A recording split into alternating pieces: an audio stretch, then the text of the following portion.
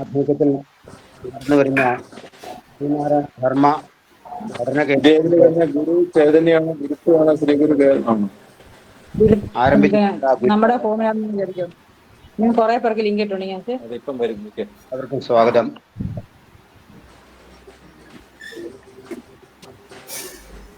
ഈ പഠന പരിപാടിയുടെ സുഗമമായ നടത്തിപ്പിന് വേണ്ടി മുന്നോട്ട് കാര്യങ്ങൾ പറഞ്ഞുകൊള്ളട്ടെ.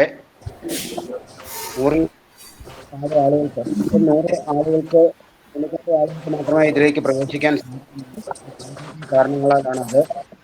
എല്ലാവരും തന്നെ എല്ലാ ക്ലാസ്സിൽ ഹാജരാകണം.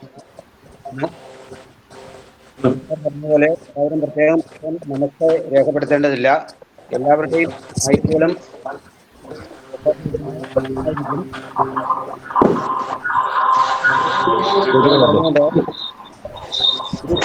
ായി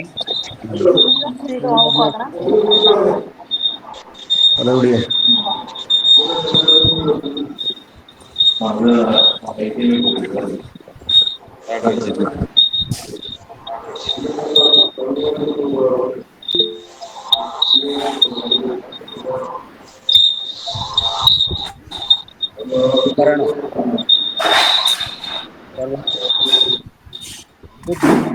നിയമ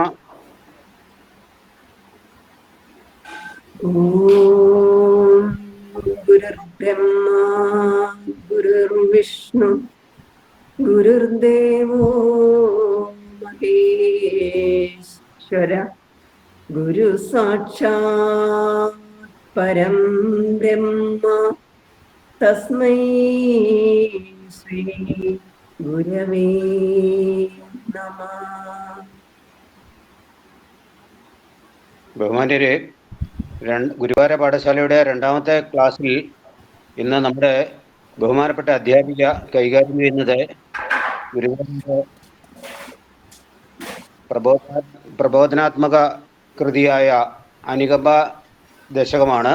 അനുകമ്പ ദശകത്തിലെ 3 മന്ത്രങ്ങൾ ആണ് മാഡം ഇന്ന് നമ്മളെ പഠിപ്പിക്കുന്നത്. സർവമത സമന്വയത്തിൻ്റെ മഹിത സന്ദേശം വിളിച്ചോതുന്ന ഒരു കൃതി കൂടിയാണ് അനുകമ്പ ദശകം. ഇത് 1924 ആലുവ അദ്വൈതാശ്രമത്തിൽ നടന്ന സർവമത സമ്മേളനത്തോടനുബന്ധിച്ചുള്ള കാലത്ത് എഴുതിയിട്ടുള്ളതാണെന്ന് കരുതുന്നു. കൃതി നമ്മളോട് വിശദീകരിച്ച് പഠിപ്പിക്കുന്നതിന് വേണ്ടി ആദരണീയായ ടീച്ചർ സന്ധ്യ വിജയകുമാർ അവരെ ആദരപൂർവ്വം ക്ഷണിക്കുന്നു.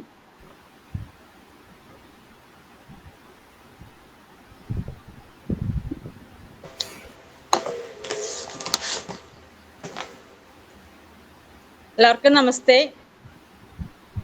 അദ്വൈതാനന്ദ ചിന്മാത്ര ജ്യോതിർനാരായണാത്മകം ചകാസ്തു ധർമ്മബോധായ നിത്യമവ്യാഹതാത്മനാ. ജയ നാരായണ ഗുരുപ്രിയേ ശിവഗിരീശ്വരി ശാരദേ ചതുരാസ്യാഷി ശരചന്ദ്രമരീചികേ. ഓം സഹനാവവതു സഹനോ ഭുനക്തു സഹവീര്യം കരവാവഹേ തേജസ്വിനാവധീതമസ്തു മാ വിദ്വിഷാംവഹേ. ഏറെ ബഹുമാന്യായ നമ്മുടെ ക്ലാസ്സിൻ്റെ ഡയറക്ടറായ പ്രൊഫസർ കുമാർ സാർ, സഹ അഡ്മിന്മാർ, അതുപോലെ തന്നെ ഈ ഗൂഗിൾ മീറ്റ് കണ്ടക്ട് ചെയ്യുന്ന സുധീഷ് സാറ്, ശ്രീമതി സ്മിത പ്രശാന്ത്, പ്രദീപ് ലാൽ സാറ്, എൻ്റെ സഹപഠിതാക്കളെ, എന്നെ ശ്രവിക്കുന്ന എല്ലാവർക്കും എൻ്റെ വിനീതമായ നമസ്തേ. ഈ കൃതിയുടെ ഒരു ചെറിയ ആമുഖം സാർ നമുക്ക് തന്നു. 1924 സർവമത സമ്മേളനത്തോടനുബന്ധിച്ചാണ് ഗുരു ഈ കൃതി രചിച്ചത് എന്നാണ് വിചാരിച്ചിരിക്കുന്നത്. അത് കൃത്യമായ ഒരു രേഖ ഇതിനില്ലാത്തത് കൊണ്ടാണ് അങ്ങനെ ഒരു കാര്യം വരുന്നത് ഇതിനകത്ത്. കാരണം സർവമതങ്ങളുടെയും ഒരു സമന്വയമാണ്. സർവമതങ്ങളെയും ഉൾക്കൊള്ളുന്ന ആ അവതാരമൂർത്തികളെയെല്ലാം ഒരേ ചരടിൽ ഗുരു കോർത്തിണക്കുകയാണ് ചെയ്യുന്നത്. ഭഗവാന്റെ വത്സല ശിഷ്യനായ സഹോദരൻ അയ്യപ്പനോട് നടത്തിയ ഒരു സംവാദമാണ് ഇതിനൊരു നിദാനം എന്ന് പറയുന്നു. മഹാകവി കുമാരനാശാൻ ദുരവസ്ഥ രചിച്ചതുപോലെ മതങ്ങൾ അതിൻ്റെ ഏറ്റവും മൂർധന്യത്തിൽ നിൽക്കുകയാണ്.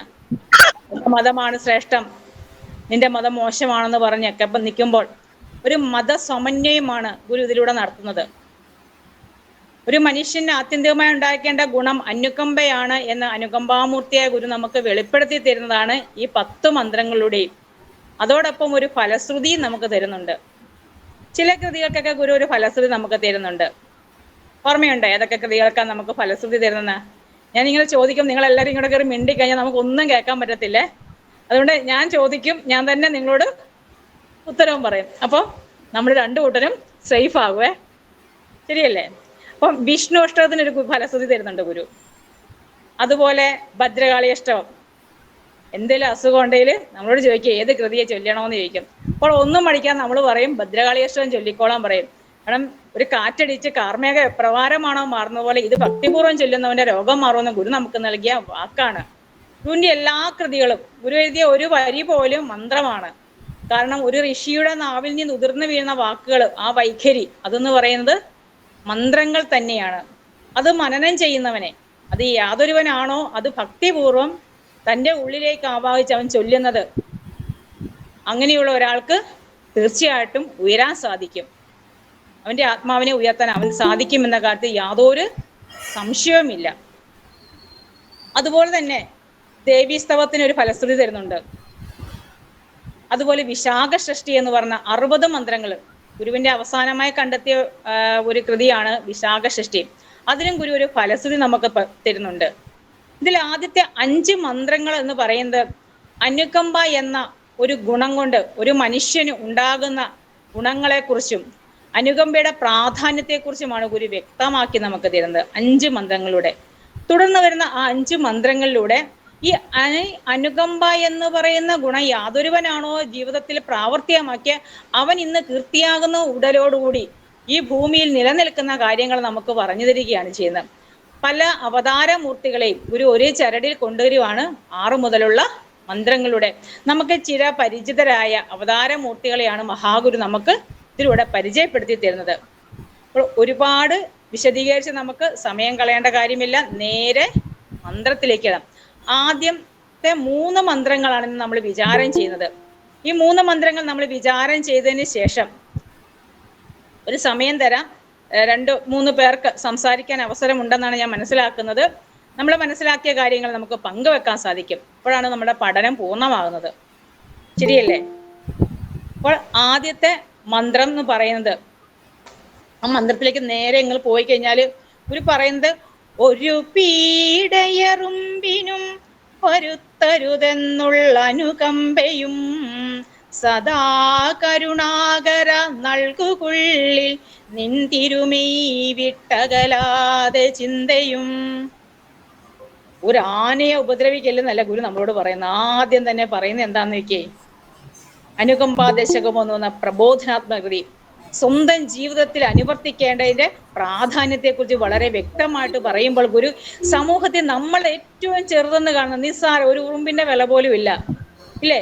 അങ്ങനെ പറയുന്ന ആ ഉറുമ്പിനെയാണ് ഗുരു ഒന്നാമതെടുത്ത് തരുന്നത്. പറയുവാണ്, ഒരു ഉറുമ്പിന് പോലും എന്തുണ്ടാകരുത്, പീഡ ഉണ്ടാകരുത്. ഒരു പീഡ എറുമ്പിന് പോലും വരുത്തുന്ന. പീഡ എന്ന് പറഞ്ഞാൽ എന്താണ്?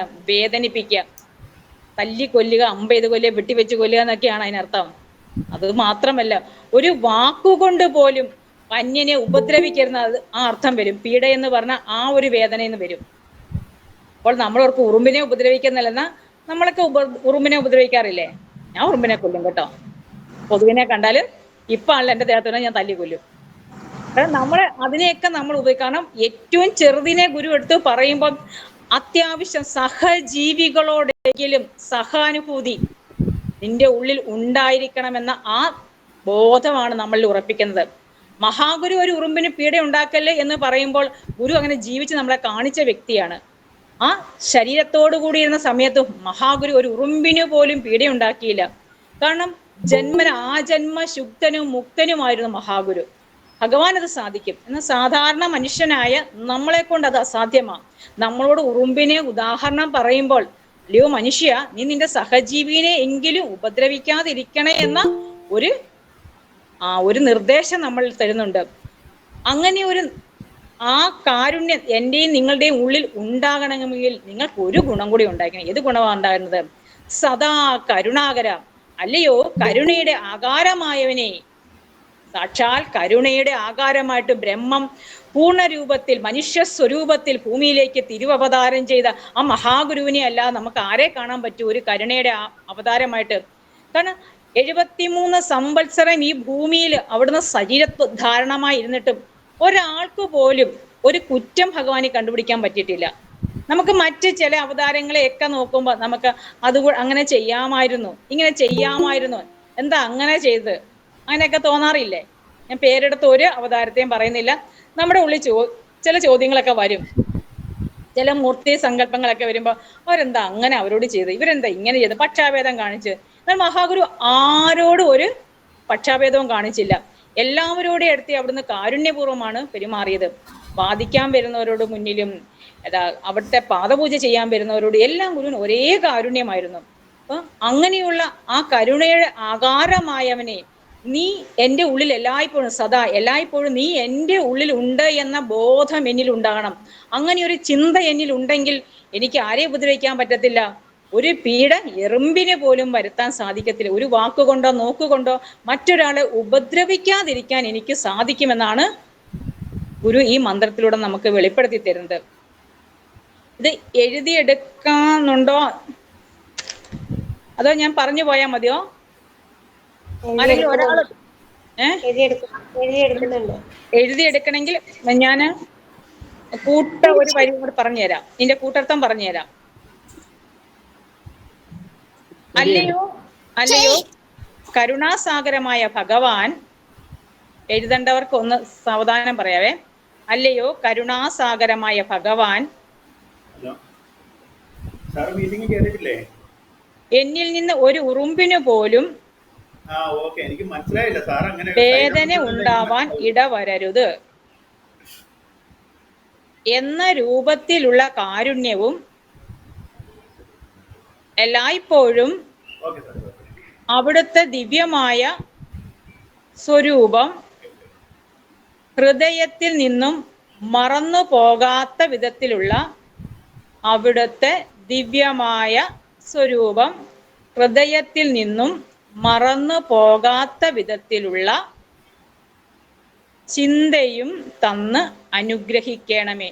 സിമ്പിള കാര്യം, ഏറ്റവും സിമ്പിളായിട്ട് ഏറ്റവും ലളിതമായിട്ട് ഗുരു പറഞ്ഞു തരികയും ചെയ്യുന്ന ഗുരു ഒരുപാട് കാര്യങ്ങൾ നമുക്ക് നീട്ടിക്കെട്ടിയൊന്നും തരാറില്ല. ഗുരു നമുക്ക് വേണ്ടത് കാപ്സ്യൂൾ രൂപത്തിൽ തരുന്നത്, ചെറിയ ചെറിയ കാര്യത്തിൽ. കാരണം ആധുനിക യുഗത്തിൽ ഒരുപാട് വലിയ തത്വങ്ങളൊക്കെ നമ്മളോട് പറഞ്ഞാൽ നമ്മുടെ തലയിൽ ഇരിക്കത്തില്ല. അപ്പൊ ചെറിയ ക്യാപ്സ്യൂൾ രൂപത്തിൽ നമുക്ക് വേണ്ട ഒരു മനുഷ്യന് ഉയരുവാൻ വേണ്ടി എല്ലാ കാര്യങ്ങളും ഗുരു നമുക്ക് പറഞ്ഞു തരികയാണ് ചെയ്യുന്നത്. അപ്പൊ ഒന്നാമത്തെ മന്ത്രം നമ്മളെ പഠിപ്പിക്കുന്ന എന്താണ്? ഒരു പീഡ എറുമ്പിനും വരുത്തരുതെന്നുള്ള അനുകമ്പയും സദാ കരുണാകര നൽകുകൊള്ളി നിൻ തിരുമൈ വിട്ടകലാതെ ചിന്തയും. ഒരു ഉറുമ്പിനെ പോലും നോവിക്കാൻ എനിക്ക് പറ്റരുത്. ഒരു ഉറുമ്പിനോട് പോലും എനിക്ക് കാരുണ്യം ഉണ്ടാകണം. ആ ഒരു ഉറുമ്പിനോട് കാരുണ്യം തോന്നുമ്പോൾ തീർച്ചയായിട്ടും നമുക്ക് നമ്മുടെ സഹജീവികളെ ഉപദ്രവിക്കാതിരിക്കാൻ സാധിക്കും. ഈ ഒരു കൃതിയാണ് ആദ്യമായിട്ട് പഠിച്ച് പ്രഭാഷണം നടത്താൻ പ്രസാദ് സാറ് എന്നോട് ആവശ്യപ്പെട്ടത്. അതിനുശേഷമാണ് ഞാൻ മാംസാഹാരം ഒക്കെ ഉപേക്ഷിച്ചത്. കാരണം ഇത് പഠിപ്പിക്കുമ്പോൾ അത്യാവശ്യം നമ്മൾ ചെയ്യണമല്ലോ. സാറ് പറഞ്ഞു പതുക്കെ ഇതിനൊക്കെ മാറിക്കിട്ടുകളൊന്ന്. അതുപോലെ തന്നെ ഇത് മനസ്സിരുത്തി പഠിക്കാൻ തുടങ്ങിയപ്പോൾ തീർച്ചയായിട്ടും മാറി എന്ന് പറഞ്ഞാൽ ഒരു നിമിഷം കൊണ്ട് എല്ലാവരും മാറ്റണമെന്ന് ഞാൻ പറയുന്നില്ല. നോട്ട് അവസാനം നമുക്കൊന്നുകൂടെ പറയാവേ. അപ്പോൾ ഒന്നാമത്തെ മന്ത്രത്തിലൂടെ പറയുന്നത് ഒരു പീഡ എറുമ്പിന് പോലും സംഭവിക്കരുത് എന്ന ബോധം എൻ്റെ ഉള്ളിൽ ഉണ്ടാകണം. അങ്ങനെ ഒരു ബോധത്തിലേക്ക് ഞാൻ ഉയരണമെങ്കിൽ എൻ്റെ മനസ്സിൽ എല്ലായ്പ്പോഴും ആരുണ്ടായിരിക്കണം? കരുണയുടെ ആകാരമായ അല്ലയോ കരുണാസാഗരമായ ഭഗവാൻ, അവിടുത്തെ തിരുമൈ, അവിടെ ശരീരത്തിന് എന്താ പറഞ്ഞ തിരുമൈ എന്ന് പറഞ്ഞ അവിടുത്തെ ആ ദിവ്യ ശരീരം, ആ സ്വരൂപം നമ്മുടെ പൂർവികർ കണ്ട നമ്മൾ മനസ്സിലാക്കിയ ഒരു തിരുമയ്യേ ഉള്ളൂ അല്ലേ. ബാക്കി ചിത്രങ്ങളിലൂടെ ചിത്രകാരന്റെ ഭാവനയിലൂടെയാണ് നമ്മൾ ദൈവങ്ങളെയൊക്കെ വരച്ചു തരുന്നത്. ശരിയല്ലേ? ചിത്രകാരന്റെ ഭാവനയിലൂടെയാണ് നമുക്ക് വെളിപ്പെടുത്തി തരുന്നത്. എന്നാൽ നമ്മുടെ പൂർവികര് കണ്ട തിരുസ്വരൂപമാണ് നമ്മൾ ഗുരുവിനിൽ കാണുന്നത്. അപ്പൊ തീർച്ചയായിട്ടും വരും തലമുറയെ ആ ദിവ്യ സ്വരൂപം, ആ തിരുമൈ തന്നെ ഉള്ളിലേക്ക് പ്രതിഷ്ഠിപ്പിക്കാം. നമുക്ക് എല്ലാവർക്കും ഒന്നാമത്തെ മന്ത്രത്തിലൂടെ സാധിക്കട്ടെ എന്ന് പറഞ്ഞുകൊണ്ട് രണ്ടാമത്തെ മന്ത്രത്തിലേക്ക് നമുക്ക് പ്രവേശിക്കാം. അരുളാൽ വരും ഇമ്പം അൻപകന്നൊരു നെഞ്ചാൽ വരും അല്ലലൊക്കെയും ഇരുളൻപിനെ മാറ്റും അല്ലലിൻ കരുവാകും കരുവാമിതേതിനും.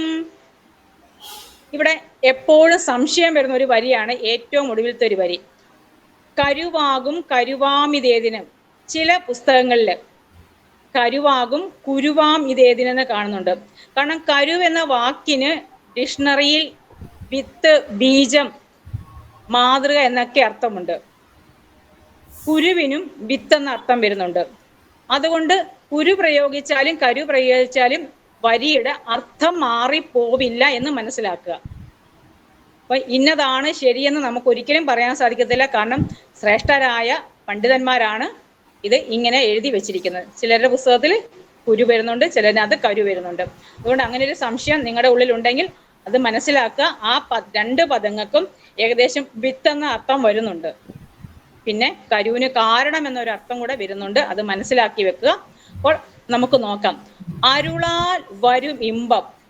എന്റെയും നിങ്ങളുടെയും ഹൃദയത്തിൽ ഇമ്പം ഉണ്ടാകണമെങ്കിൽ, സ്നേഹം ഉണ്ടാകണമെങ്കിൽ എന്തുണ്ടായിരിക്കണം? ജ്ഞാനം ഉണ്ടായിരിക്കണം. അരുൾ എന്ന് പറയുന്ന ഒരു തമിഴ് പദമാണ്. ഭഗവാന്റെ മിക്കവാറും കൃതികളിൽ തമിഴ് സ്വാധീനം നമുക്ക് കാണാൻ സാധിക്കും. കാരണം തമിഴിലെ സിദ്ധന്മാരെ ഭഗവാൻ ഒരുപാട് ഇഷ്ടപ്പെട്ടിരുന്നു എന്ന് ഭഗവാന്റെ തിരുക്കുറളൊക്കെ പഠിക്കുമ്പോൾ നമുക്ക് മനസ്സിലാകാൻ സാധിക്കും. കാരണം തേവാര പദ്യങ്ങളൊക്കെ ഭഗവാൻ നമുക്ക് രചിച്ചു തന്നത് എന്തുകൊണ്ടാണ്? ആ തമിഴിലെ പദ്യങ്ങളെ നമ്മളെ ഒന്ന് പരിചയപ്പെടുത്തി തരാൻ വേണ്ടിയാണ് ഗുരു നമുക്ക് പദ്യങ്ങളൊക്കെ രചിച്ചു തന്നത്. അപ്പോൾ അരുൾ എന്ന പദം ഇവിടെ ജ്ഞാനം എന്ന അർത്ഥത്തിൽ നമുക്ക് എടുക്കാം. ജ്ഞാനത്താൽ എന്തു വരും? ഇമ്പം, സുഖമുണ്ടാകും. എൻ്റെയും നിങ്ങളുടെ ഉള്ളില് അജ്ഞാനം മാറി ആ അനുകമ്പ, സ്നേഹം ഇതെല്ലാം ഉണ്ടാകുമ്പോൾ, അങ്ങനെ ഒരു ജ്ഞാനം എൻ്റെയും നിങ്ങളുടെ ഉള്ളിൽ ഉണ്ടാകുമ്പോൾ തീർച്ചയായിട്ടും നമുക്കൊരു സുഖം വരും. ശരിയല്ലേ? ഭഗവാനോട് മനസ്സിൽ, ഹൃദയത്തിൽ ഗുരുവിനെ പ്രദർശിച്ച ഓരോരുത്തരും ആ സുഖം അനുഭവിച്ചു കൊണ്ടിരിക്കുന്നുണ്ടെന്ന് നമുക്കറിയാൻ സാധിക്കും. നിങ്ങൾ ഓരോരുത്തരും തീർച്ചയായിട്ടും അത് അനുഭവിക്കുന്നുണ്ട്. കാരണം ഗുരുവിനെ നമ്മുടെ നെഞ്ചിലേക്ക് ചേർത്ത്, നമ്മുടെ ഹൃദയത്തിലേക്ക് ഗുരുവിനെ ചേർത്ത് വെക്കുമ്പോഴാണ് ആ ഒരു ജ്ഞാനം. കാരണം ഗുരുവെന്ന് പറയുന്ന ആരാണ്? സാക്ഷാത് ജ്ഞാനം തന്നെയാണ്. ശ്രീ പരമേശ്വരൻ ഉമയ്ക്ക് ഉപദേശിച്ചു കൊടുക്കുന്ന ആ ഗുരുഗീതയിൽ പറയുന്നുണ്ട്, അജ്ഞാനമാകുന്ന അന്ധകാരത്തെ മാറ്റി ജ്ഞാനത്തിന്റെ പ്രകാശം നൽകുന്നവനാണ് ഗുരുവെന്ന് പറഞ്ഞു തരുന്നുണ്ട്. അതുകൊണ്ട് ശ്രീനാരായണ ഗുരുദേവനെ നമ്മൾ എങ്ങനെ പറയുന്നത്? ഗുരു സാക്ഷാൽ ജ്ഞാനിയല്ല, ജ്ഞാനം തന്നെയാകുന്നു. അതുപോലെ തന്നെ അദ്വൈതവാദിയല്ല ഗുരു, അദ്വൈതിയാണ്. ശരിയല്ലേ? ഉപ്പും ഉപ്പിലിട്ടും പോലെ സാക്ഷാൽ മഹാസാഗര, ഉപ്പിന്റെ സാഗരം തന്നെയാണ് മഹാഗുരു.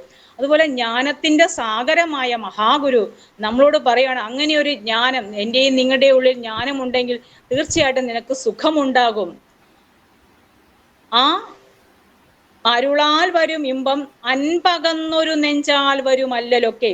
എൻ്റെയും നിങ്ങളുടെ ഉള്ളിൽ ആ കാരുണ്യമില്ലെങ്കിൽ തീർച്ചയായിട്ടും നിങ്ങൾക്ക് അല്ലലുണ്ടാകും, ദുഃഖമുണ്ടാകും എന്നാണ് ഗുരു പറഞ്ഞു തരുന്നത്.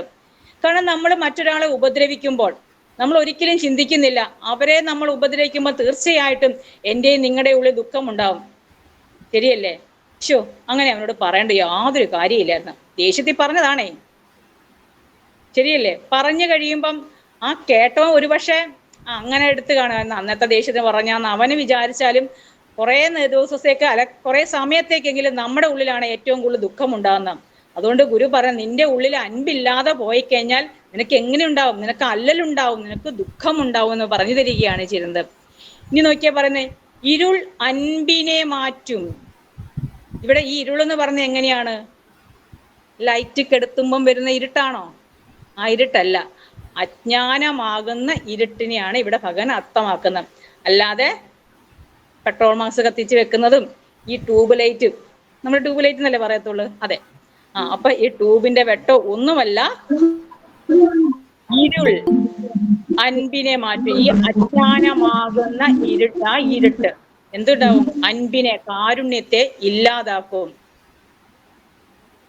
അല്ലലിൻ കരുവാകും കരുവാമിതേതിനും. ഇങ്ങനെ ഉള്ള ഒരു അജ്ഞാന നിമിത്തമുണ്ടാകുന്ന ഈ അല്ലല് സകല ദുഃഖത്തിനും സകലതിനും കാരണമായി തീരുമെന്നും നമുക്കെടുക്കാം. അല്ലെങ്കിൽ സകലതിൻ്റെയും ബീജമായി തീരും, സകലതിൻ്റെയും വിത്തായി തീരും. കാരണം നമ്മൾ ഈ സമൂഹ മാധ്യമങ്ങളിലൂടെയൊക്കെ പലതരത്തിലുള്ള തെറ്റുകൾ ഓരോരുത്തരും ചെയ്യുന്ന കാണുന്നുണ്ട്. ഞാനും നിങ്ങളും ചിന്തിക്കും, ഇവൻ എന്തേ ഇങ്ങനെ ചെയ്ത്, അല്ലെ ഇവളെന്തേ ഇങ്ങനെ ചെയ്തെന്ന് ചോദിക്കും. ഒരു നിമിഷത്തെ അറിവുകേട് ആണ് ഇവരെ കൊണ്ട് ഈ തെറ്റ് ചെയ്യിക്കുന്നത്. ആ ഒരു തെറ്റിലൂടെ ഒരു കുടുംബത്തിനുണ്ടാകുന്ന സങ്കടം, ഒരു കുടുംബം ഇല്ലാതാകുന്നത്, ഇതൊന്നും അവര് ചിന്തിക്കുന്നില്ല. കാരണം അവരില് വലിയൊരു ഇരുട്ട് വന്ന് മൂടിയിരിക്കുക. അജ്ഞാനത്തിന്റെ ആ ജ്ഞാനം, ശരിയായ ജ്ഞാനം, അനുകമ്പ അല്ലെങ്കിൽ അരുള്, അൻപ്, അനുകമ്പ ഇങ്ങനെയൊക്കെ പറയുന്ന ആ അരുള്, ആ സ്നേഹം അവന്റെ ഉള്ളിൽ ഇല്ലാത്ത കൊണ്ടാണ് പല ക്രൂരതകളും ചെയ്യുന്നത്. അതിന്റെ വരുംവരാഴിയിൽ ചിന്തിച്ചിട്ടാണ് ഓരോന്ന് ചെയ്യുന്നത്. എണ്ണി പറയാനാണെങ്കിൽ ഒരുപാട് കാര്യങ്ങൾ നമുക്ക് പറയാൻ പറ്റും, അല്ലേ? ഇവരൊക്കെ അമ്മയാണോ അച്ഛനാണോ എന്നൊക്കെ ഞാനും നിങ്ങളും ചിന്തിച്ചു പോകും. കാരണം അങ്ങനെയുള്ള തെറ്റിലൂടെ ഉണ്ടാകുന്നത് എല്ലാ ദുഃഖത്തിനും അല്ല എല്ലാ നാശത്തിനും ഹേതുവായി തീരും, എല്ലാവരും കാരണമായി തീരുന്ന അത് കരുവാണ്, വിത്താണ്, ബീജമാണെന്നൊക്കെ ഗുരു പറയുന്നു.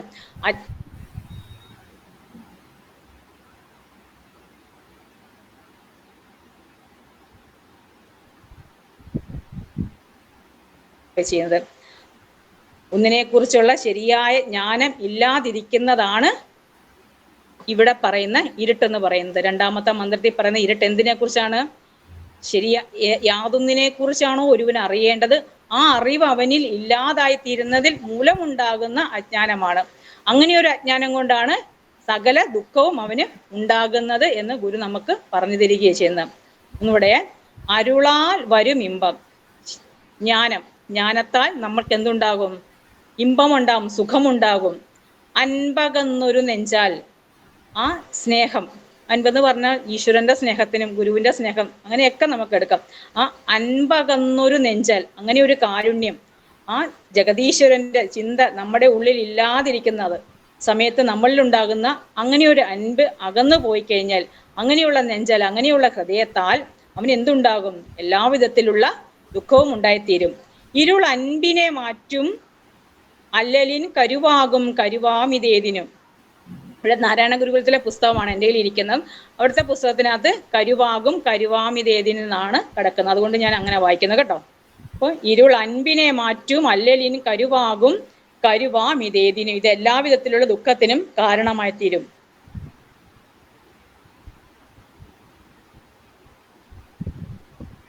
പെട്ടെന്ന് എഴുതിക്കോണേ, സ്പീഡിൽ എഴുതിക്കോണേ.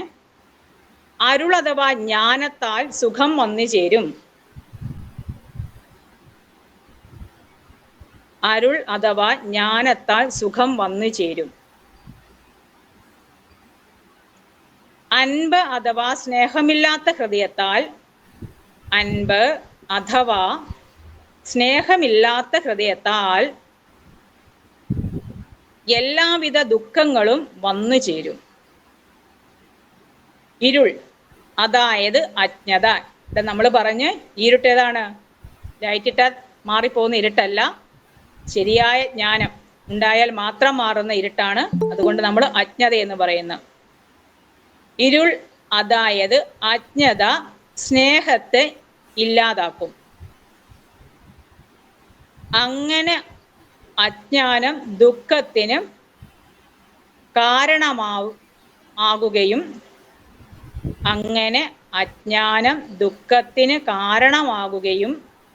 ഇതേതാപത്തിനും മാതൃകയായി, കാരണം കരുവെന്ന അർത്ഥത്തിന് മാതൃക എന്നർത്ഥമുണ്ട്, മാതൃകയായി അഥവാ അതിന് വിത്തായി തീരുകയും ചെയ്യും.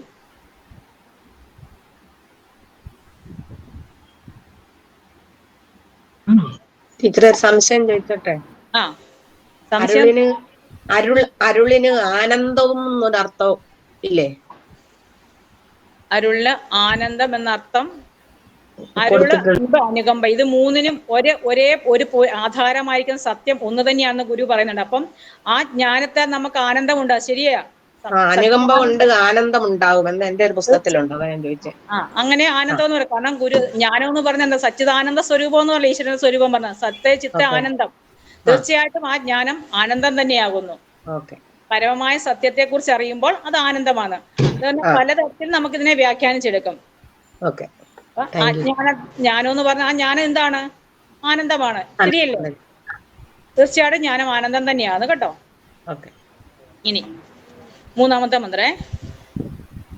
അരുളൻ പനുകമ്പ മൂന്നിനും പൊരുളൊന്നാണിതു ജീവതാരകം.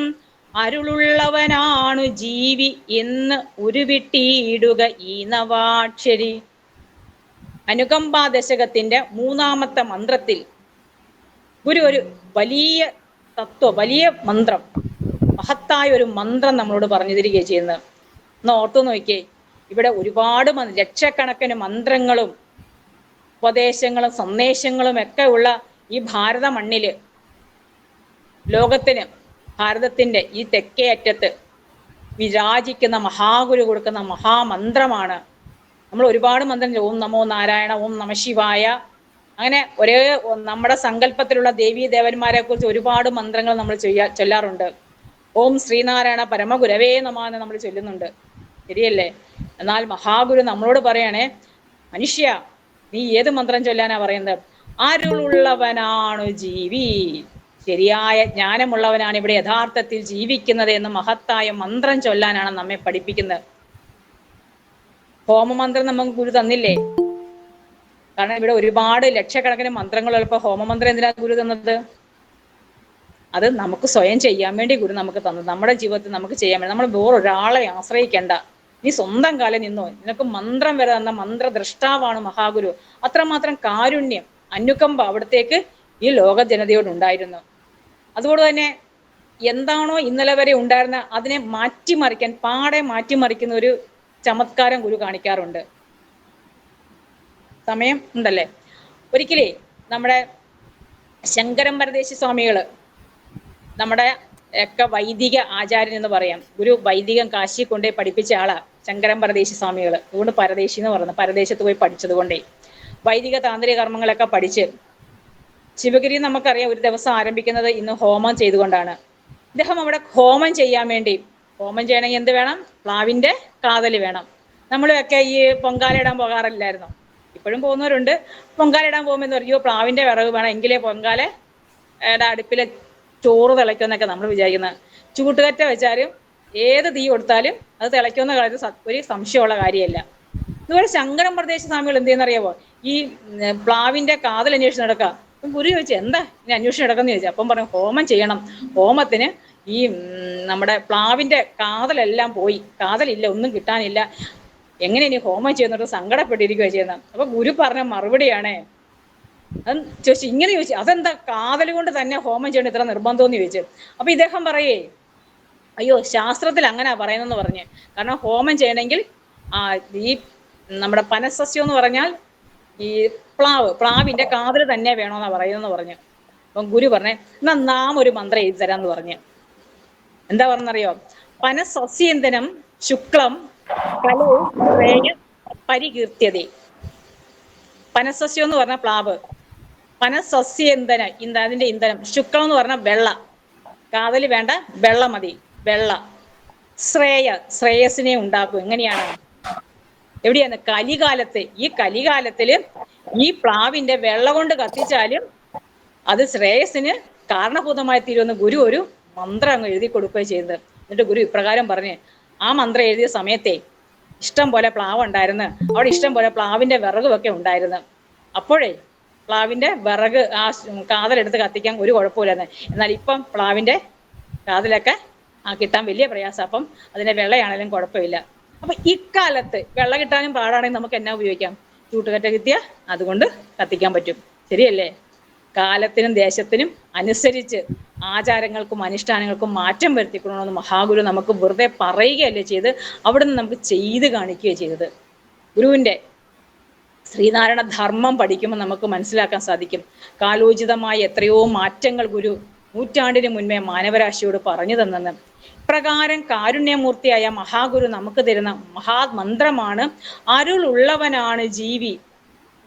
അപ്പോൾ അതിന് മുന്നേ രണ്ട് കാര്യങ്ങൾ പറയുകയും ചെയ്യുന്നത്. എങ്ങനെയാ പറഞ്ഞത്? അരുള്, അൻപ്, അനുകമ്പൻ, ഈ മൂന്നിനും പൊരുൾ ആധാരമായിരിക്കുന്ന സത്യത്തിനാണ് ഇവിടെ പൊരുളെന്ന് പറയുന്നത്. ഇതിന് മൂന്നിനും ആധാരമായിരിക്കുന്ന സത്യം ഒന്നു തന്നെയാണ്. അതെന്താണ്? ജീവതാരകമാണ്. ജീവനെ സംസാരമാകുന്ന ആ സാഗരത്തിൽ നിന്ന് മറുകര എത്തിക്കുന്നതാണ്.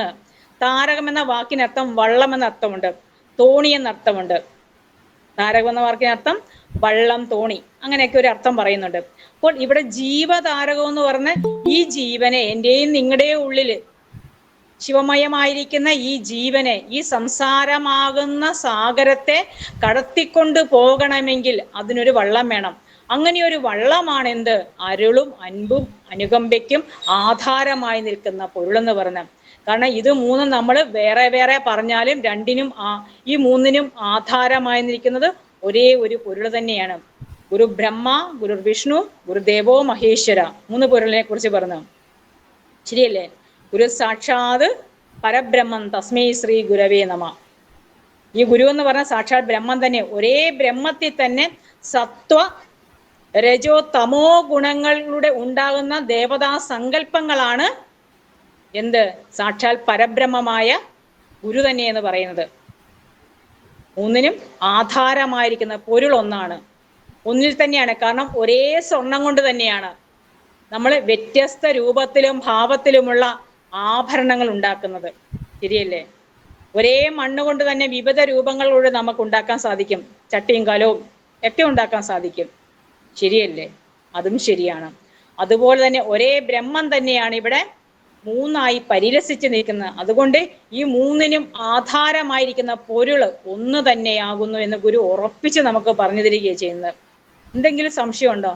ഗുരു ഒരു കാര്യം നമുക്ക് പറഞ്ഞു തരുമ്പോൾ അതിൻ്റെ ഏറ്റവും അങ്ങേ അടിത്തട്ടി നിന്നുകൊണ്ട് ഗുരു പറഞ്ഞു തരുന്നത്. ഏറ്റവും മൂലമായ കാരണം പറഞ്ഞു, പിന്നെ അത് കൃത്യമായി പഠിക്കുന്ന ഒരാൾക്ക് ഒരു സംശയവും ഉണ്ടാകാത്ത രീതിയിലാണ് പറഞ്ഞു തരുന്നത്.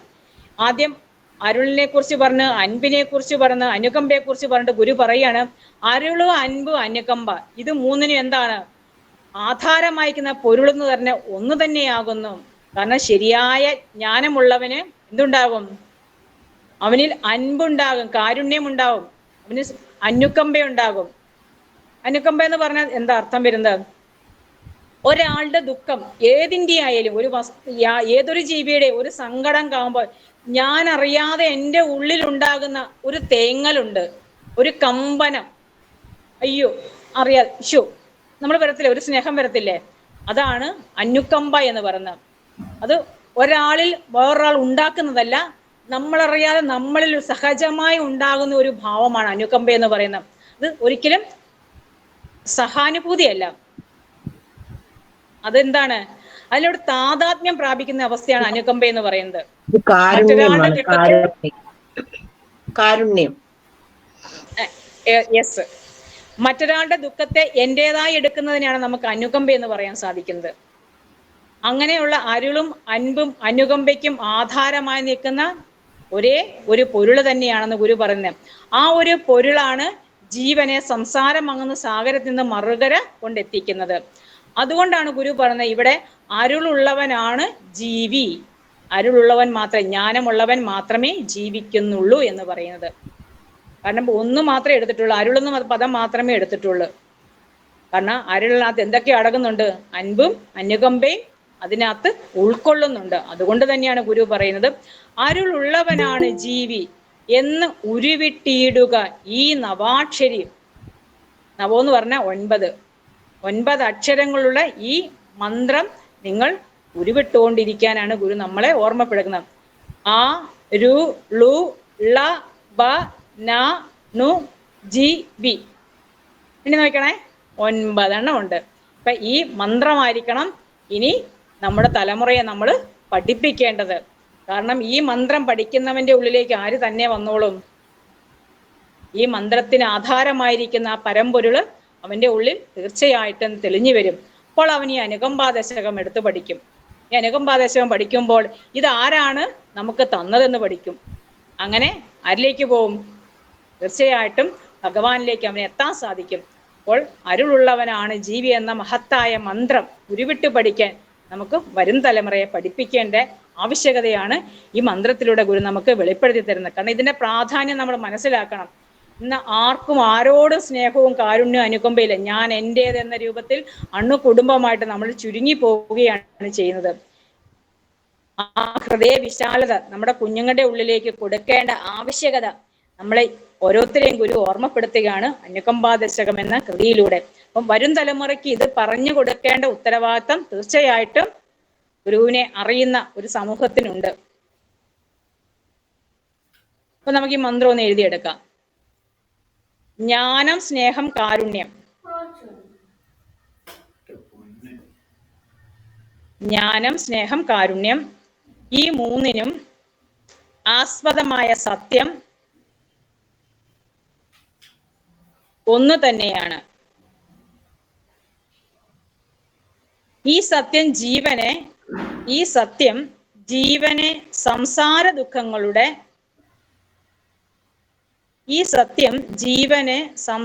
ദുഃഖങ്ങളുടെ മറുകരയിൽ കൊണ്ട് എത്തിക്കുന്നു. ജ്ഞാനം ഉള്ളവൻ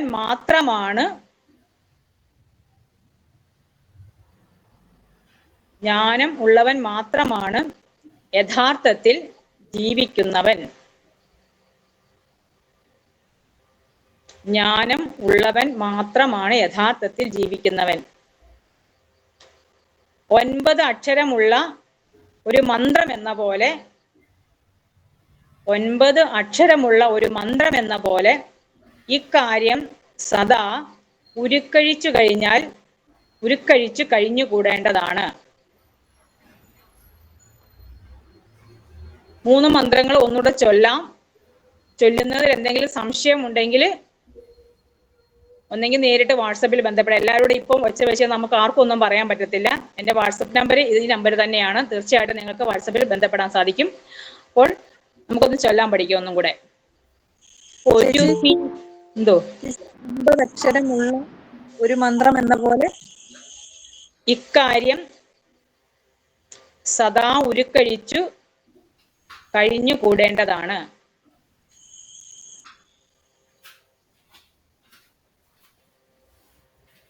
മന്ത്രം ചൊല്ലുവാണേ.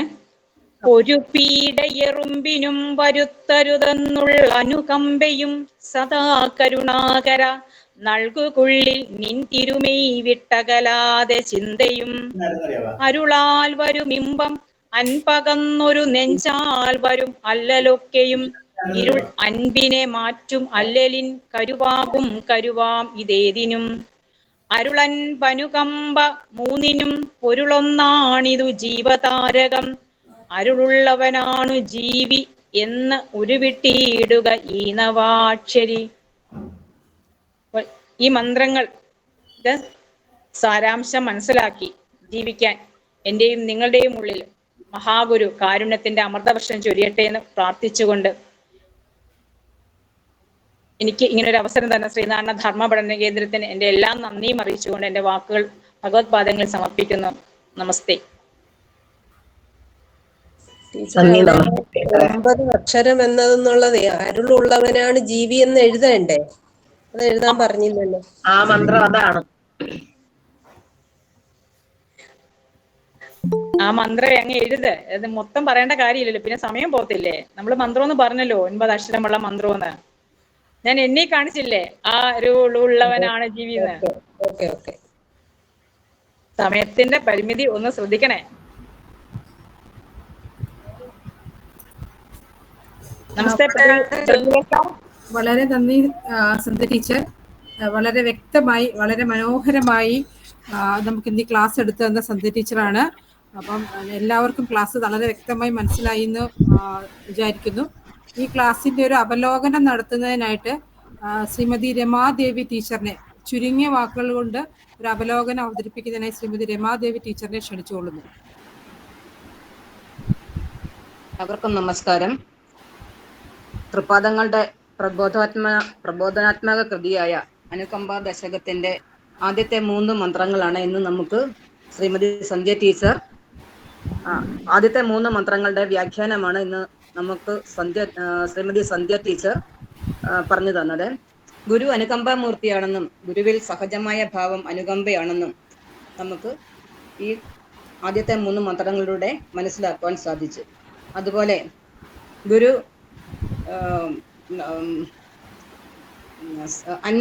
അരുൾ, അൻപ്, അനുകമ്പ ഇവ 3 ഉൾക്കൊണ്ട് ജീവിക്കുന്നവനാണ് യഥാർത്ഥ മനുഷ്യനെന്നും ഈ 3 വാക്കുകളുടെയും അർത്ഥം ഒന്നു തന്നെയാണെന്നും നമുക്ക് ഈ ക്ലാസ്സിലൂടെ മനസ്സിലാക്കുവാൻ സാധിച്ചു. അതുപോലെ പ്രപാദങ്ങൾ നമുക്ക് തന്നിരിക്കുന്ന ഏറ്റവും മഹനീയമായ ഒരു സന്ദേശമാണ് അരുളുള്ളവനാണ് ജീവി എന്ന നവാക്ഷരി മന്ത്രം. അതായത് നാം ഈ മന്ത്രം ഉൾക്കൊണ്ടുകൊണ്ടായിരിക്കണം ഈ നവാക്ഷരി മന്ത്രം ഉൾക്കൊണ്ടുകൊണ്ടായിരിക്കണം നമ്മളുടെ ജീവിതമെന്ന് ഈ മഹനീയ തത്വത്തിലൂടെ ഗുരു നമുക്ക് പറഞ്ഞ് മനസ്സിലാക്കി തരികയാണ് ചെയ്തിരിക്കുന്നത്. ഇന്നത്തെ ഈ ക്ലാസ്സിലൂടെ വളരെ വളരെ ചുരുങ്ങിയ സമയം കൊണ്ട് ശ്രീമതി സന്ധ്യ ടീച്ചർ ഈ 3 മന്ത്രങ്ങളുടെയും അർത്ഥം നമുക്ക് വിശദമാക്കി തന്നെ തന്നിട്ടുണ്ട്. ടീച്ചർക്ക് എല്ലാവിധ അനുഗ്രഹങ്ങളും ഗുരുദേവൻ നൽകട്ടെ എന്ന് പ്രാർത്ഥിച്ചുകൊള്ളുന്നു. എൻ്റെ വാക്കുകൾ ഗുരുപാദങ്ങളിൽ സമർപ്പിച്ചുകൊണ്ട് നിർത്തുന്നു. അവലോകനം നടത്തുന്നതിനായി ശ്രീ വിനു വി എം പുതുപ്പള്ളി. വിനിച്ചേട്ടൻ ലൈനിലുണ്ടോ? ഓക്കെ, നമസ്തേ. ഒന്ന് രണ്ട് സംശയം ഉണ്ടായിരുന്നേ സർ. സംശയം ഈ അവലോകനത്തിന് ശേഷം നമുക്ക് ഓം ശ്രീനാരായണ പരമഗുരവേ നമഃ. പ്രിയപ്പെട്ട ശ്രീനാരായണ പഠന കേന്ദ്രത്തിൻ്റെ കോർഡിനേറ്റർ, അതുപോലെ ഈ ക്ലാസ്സിനെ നല്ല രീതിയിൽ നയിച്ചുകൊണ്ടിരിക്കുന്ന ഇതിൻ്റെ സഹപ്രവർത്തകരെ, നമുക്കിന്ന് അനുകമ്പ ദശകം എന്ന കൃതി പഠിപ്പിക്കുന്നതിന് വേണ്ടി എത്തിയ നമ്മുടെ സന്ധ്യ ടീച്ചർ വളരെ നല്ല രീതിയിൽ ഭംഗിയായി അതിൻ്റെ അർത്ഥ തലത്തിലൂടെ നമ്മളെ കടന്നുപോയി ഭംഗിയായി നമുക്കത് മനസ്സിലാക്കി തരുവാനുള്ള ആ 3 പദ്യങ്ങളെയും നമുക്ക് നമ്മുടെ ഹൃദയത്തിലേക്ക് എത്തിക്കുന്നതിന് വേണ്ടിയുള്ള ശ്രമമാണ് ടീച്ചർ ഇവിടെ നടത്തിയിരിക്കുന്നത്. എന്തുകൊണ്ടും ഭഗവാൻ ശ്രീനാരായണ പരമഹംസദേവൻ്റെ ആ മഹത്തായ ആശയത്തെ നമ്മുടെ ഹൃദയത്തിലേക്ക് എത്തിക്കുന്നതിൽ ടീച്ചർ വളരെ നല്ല രീതിയിലുള്ള ഒരു പങ്ക് വഹിച്ചിട്ടുണ്ട്. ആ മന്ത്രം പഠിക്കുവാനും അത് തുടർന്നും കേൾക്കുവാനും ഭഗവാന്റെ അനുഗ്രഹം എല്ലാവർക്കും ഉണ്ടാകട്ടെ എന്ന് പ്രാർത്ഥിക്കുന്നു. നന്ദി, നമസ്കാരം. ശ്രീമതി സുധാ ഷിബു ടീച്ചർ. സുധ ടീച്ചർ.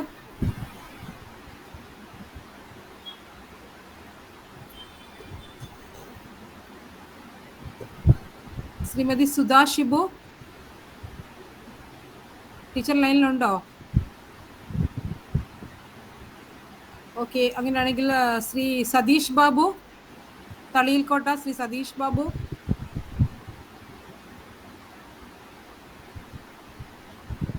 ഇന്നത്തെ ഈ ക്ലാസ്സിന്റെ ഒരു അവലോകനം ഒരാൾ കൂടി ഒന്ന് പങ്കുവെക്കുന്നതിനായിട്ട് ശ്രീ സതീഷ് ബാബു. ആള് വെളിയിലോട്ട് പോയിരിക്കുകയാണേ. ശ്രീമതി സ്മിത, ഞാൻ സുധ ടീച്ചർ. തീർച്ചയായും. ഞാൻ മൈക്രോഫോൺ ഓൺ ആക്കാൻ നോക്കിയിട്ടും ആകുന്നില്ലായിരുന്നു, അതായിരുന്നു സംഭവിച്ചത്. ഓം ശ്രീനാരായണ പരമഗുരവേ നമഃ. അനുകമ്പാ ദശകം എന്ന് പറയുന്ന ഗുരുദേവന്റെ ഏറ്റവും മഹത്തായ ഒരു കൃതിയാണ് ഇന്നിവിടെ സന്ധ്യ ടീച്ചർ നമുക്ക് ക്ലാസ് എടുത്തത്. വളരെ വിശദമായിട്ട് ഓരോ മന്ത്രങ്ങളും 3 മന്ത്രങ്ങൾ, ആദ്യത്തെ 3 മന്ത്രങ്ങളാണ് നമ്മളെ ഇന്ന് പഠിപ്പിച്ചത്. ആ 3 മന്ത്രങ്ങളും നമുക്ക് ശരിയായിട്ട് മനസ്സിലാകത്തക്ക വിധത്തിൽ സന്ധ്യ ടീച്ചർ ഇന്നിവിടെ ക്ലാസ് എടുത്തു. അതിൽ എന്ന് പറയുന്ന മഹത്തായ ഒരു ഗുണത്തെക്കുറിച്ച്, അത് എല്ലാവരും ഉണ്ടാകേണ്ടതിൻ്റെ ആവശ്യകതയെക്കുറിച്ചാണ് ഗുരുദേവൻ ഈ അനുകമ്പ ദശകത്തിൽ കൂടി വിവരിക്കുന്നത്. കരുതുന്ന ഒരു എറുമ്പിനെ പോലും നോവിക്കരുത്, അതിന് പോലും വേദന ഉണ്ടാക്കരുത് എന്ന ഒരു സന്ദേശത്തിൽ നമ്മൾ ഉണ്ടാകണം. സന്ദേശത്തിലൂടെയാണ് കവി തുടങ്ങുക. എപ്പോഴും നമ്മുടെ ഉള്ളിൽ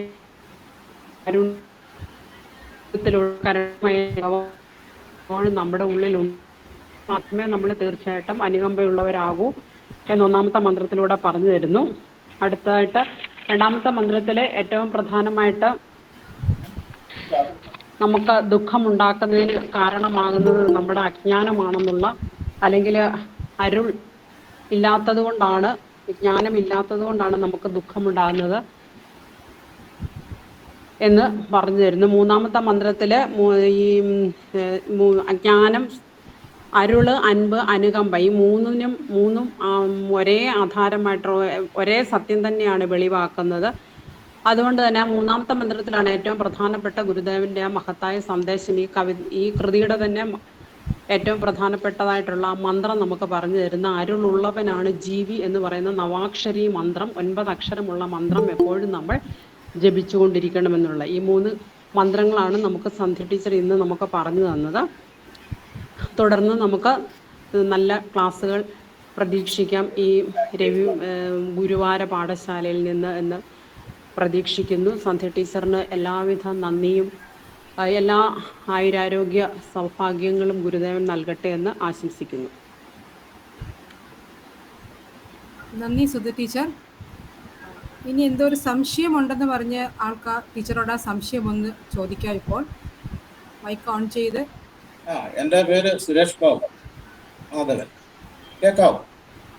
കേൾക്കാം സർ, പറഞ്ഞോളൂ.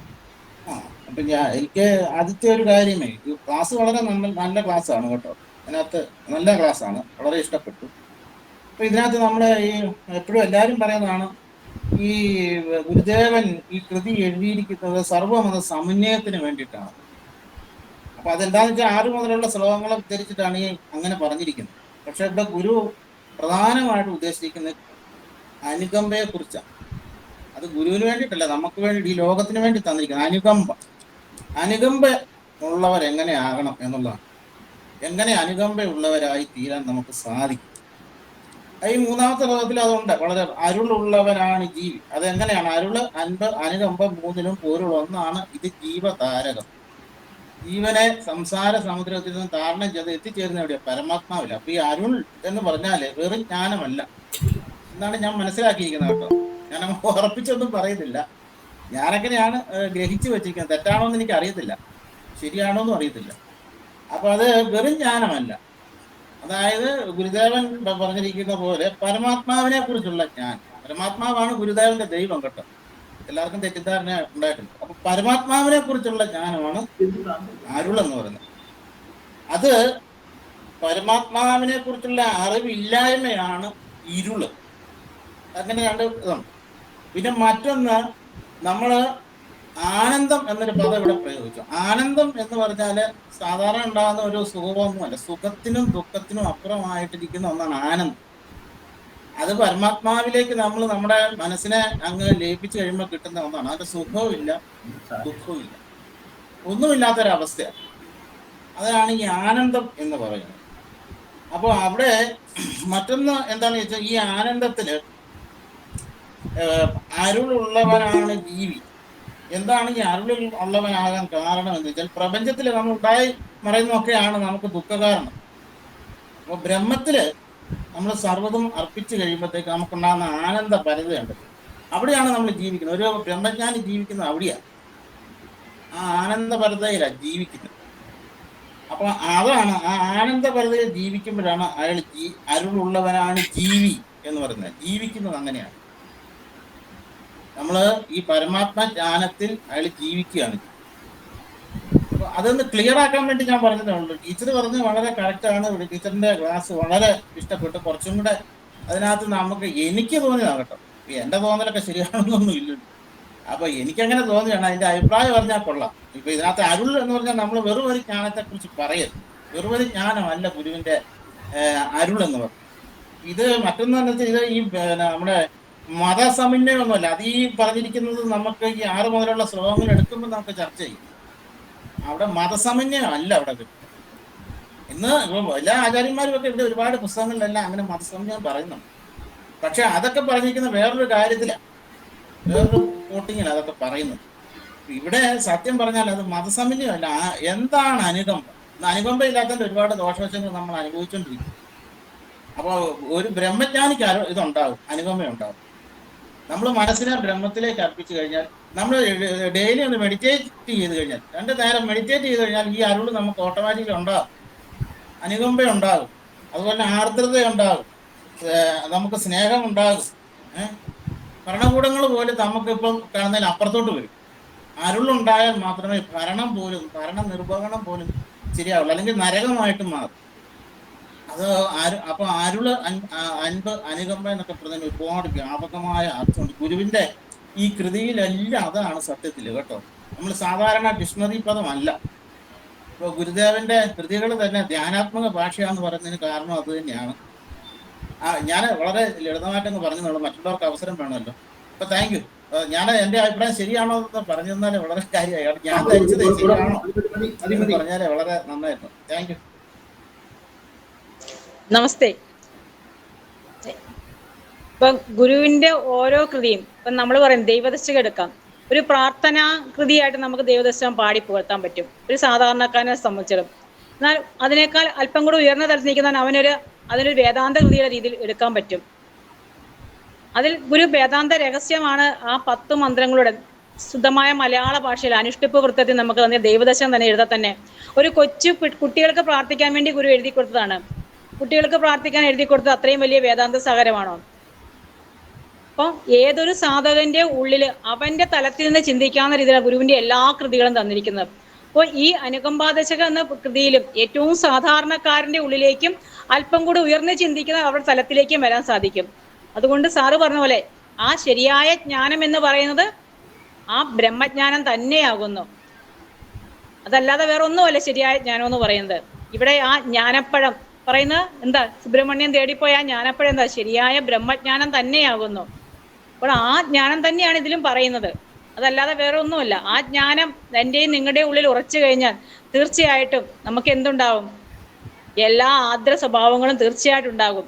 അതുകൊണ്ട് തന്നെയാണ് ഗുരുവിന് അങ്ങനെ വർത്തിക്കാൻ സാധിച്ചത്. വേദാഗമ സാരങ്ങൾ അറിഞ്ഞത് അങ്ങൊരുവൻ താന്ന് ഉറപ്പിച്ച് പറയാൻ കുമാരനാശാന് സാധിച്ചത് അതുകൊണ്ടാണ് അവിടുന്ന് മോദസ്ഥിതനായിട്ട് വർത്തിച്ചത്. ഇതെല്ലാം കണ്ടിട്ടും അവിടുന്ന് സന്തോഷചിത്തനായി ആനന്ദചിത്തനായിട്ട് ഇരിക്കുന്ന ആ തുരീയ ബോധത്തിലേക്ക് ഉയർന്ന ഗുരു ആനന്ദം തന്നെയായിരുന്നു.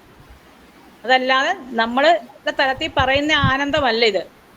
ആ ബ്രഹ്മവിത്ത് അനുഭവിക്കുന്ന ബ്രഹ്മവിത്ത് ആ ബ്രഹ്മത്തിൽ തന്നെ സ്ഥിതി ചെയ്തുകൊണ്ട് ഇരിക്കുമ്പം കിട്ടുന്ന ഒരു ആനന്ദം, തീർച്ചയായിട്ടും ആ ആനന്ദമാണ് ഇതിനകത്ത് ഇരിക്കുന്നത്. നമ്മളെ ഇപ്പൊ സാധാരണ ലെവലിൽ ചിന്തിക്കുന്ന ഒരാളോട് അത്രയും ഉയർന്ന തലം പറഞ്ഞ ആ തുരീയ ബോധമൊന്നും സാധാരണക്കാരനെ മനസ്സിലാക്കാൻ സാധിക്കത്തില്ല. നമ്മൾ ജാഗ്രത, സ്വപ്നവും സുഷുപ്തി വരെ എത്തിയിട്ടുള്ളു. സുഷുപ്തി പോലും എന്താണ് നടക്കുന്നത് അറിയത്തില്ല. ഉണർന്നു കഴിയുമ്പോഴേ ഉള്ളൂ സുഖമായി ഉറങ്ങി എന്ന അവസ്ഥ എനിക്ക് നിങ്ങൾക്കും അറിയാൻ പറ്റത്തുള്ളൂ. ശരിയല്ലേ? ഇന്ന് നല്ലാതെ ഉറങ്ങി എന്ന് നമ്മൾ പറയും. ആ തുരീയ ബോധത്തിലേക്ക് ഉയരണമെങ്കിൽ ഒരു ബ്രഹ്മവിത്തിന് മാത്രമേ സാധിക്കത്തുള്ളൂ. ബ്രഹ്മവിത്ത്, ബ്രഹ്മവരൻ, വരീയാൻ, വരിഷ്ഠൻ എന്ന 4 അവസ്ഥയെക്കുറിച്ച് ഗുരു പറഞ്ഞു തരുന്നുണ്ട്. ജ്ഞാനമാകുന്ന അഗ്നിയിൽ സർവവും ദഹിപ്പിച്ച് ആ ലോകഹിതത്തിന് വേണ്ടി കർമ്മം ചെയ്ത ബ്രഹ്മവിത്ത് ബ്രഹ്മത്തിൽ തന്നെ സ്ഥിതി ചെയ്യുന്ന ആ ബ്രഹ്മാനന്ദമാണ് ഗുരു അനുഭവിക്കുന്ന ആനന്ദം. അത് പറഞ്ഞു തരാൻ നമുക്ക് സാധിക്കത്തില്ല. അതുകൊണ്ട് സാധാരണ തലത്തിൽ നിന്ന് ഞാൻ പറയുകയാണ്, ആ അരുളും അൻപും അനുകമ്പയും ഗുരു പറഞ്ഞ രീതിയിലെങ്കിലും നമുക്ക് മനസ്സിലാകുന്ന രീതിയിൽ നമ്മുടെ ഹൃദയത്തിലേക്ക് എടുത്തു വെക്കുക. തീർച്ചയായിട്ടും സഹജീവികളോട് കാരുണ്യത്തോടു കൂടി നമുക്ക് പെരുമാറാൻ സാധിക്കും. ഒന്നും കൊടുക്കാൻ സാധിച്ചില്ലെങ്കിലും നമുക്ക് അവരിൽ നിന്നൊന്നും ആവശ്യമില്ലാത്ത ഒരു കാര്യം ഇങ്ങോട്ട് എടുത്ത് എൻ്റേതാക്കാൻ നമ്മൾ ഒരിക്കലും ശ്രമിക്കത്തില്ല. അപ്പൊ ആ ബ്രഹ്മാനന്ദം തന്നെയാണ് ഇവിടെ ഉദ്ദേശിക്കുന്നത്. തീർച്ചയായിട്ടും ആ ജ്ഞാനം തന്നെയാണിത്, അല്ലാതെ ഭൗതിക വിഷയങ്ങളിലേക്കുള്ള ജ്ഞാനമല്ല. അതെ, അത് തന്നെയാണ്. അപ്പൊ എന്നാ അതും കൂടെ ഒന്ന് വോട്ട് ചെയ്തില്ലെങ്കിലുള്ള കുഴപ്പം, പൊതുവെ ഗുരുദേവ കൃതികളെ വികലമാക്കുന്ന രീതിയിലേക്ക് ആയി പോയത് നമ്മളല്ല, ആളുകളെ ധരിക്കുന്ന ആളുകൾ അതിനെ പിന്നെ വികലമാക്കിയിട്ട് ഗുരുദേവൻ ഒരു ജാതി ഒരു മതമെന്ന് പറഞ്ഞില്ലേ, അപ്പൊ എനിക്ക് വേറെ ഒരു ക്രിസ്ത്യാനിയും മുസ്ലിം പോലെ എന്ന് പറയുന്ന രീതിയിലേക്ക് ആയി പോകും. അങ്ങനെ ആകാതിരിക്കാനാണ് അങ്ങനെ ഞാൻ പറഞ്ഞത്. ഇവിടെ ഒന്ന് വോട്ട് ചെയ്യുന്നത് വളരെ നന്നായിരിക്കുമെന്നേ ഉള്ളൂ കേട്ടോ. ടീച്ചർ പറഞ്ഞൊക്കെ കറക്റ്റ് ആണ്. അതിനകത്ത് നമുക്ക് അത് സാധാരണക്കാരന്റെ ലെവലിലാണ് പറഞ്ഞത്. വളരെ നല്ല, അങ്ങനെ വേണം പഠിപ്പിക്കാൻ. Okay, thank you. വളരെ നന്ദി സാർ.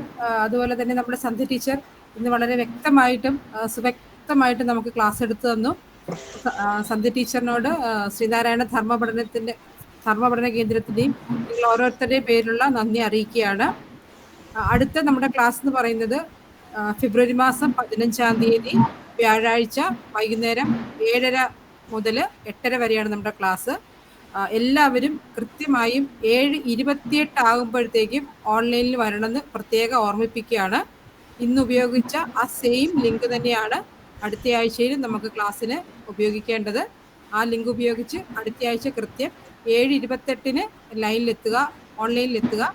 എത്തുന്ന സമയം എല്ലാവരും മൈക്കും വീഡിയോയും ഓഫാണെന്ന് ഉറപ്പുവരുത്തണം.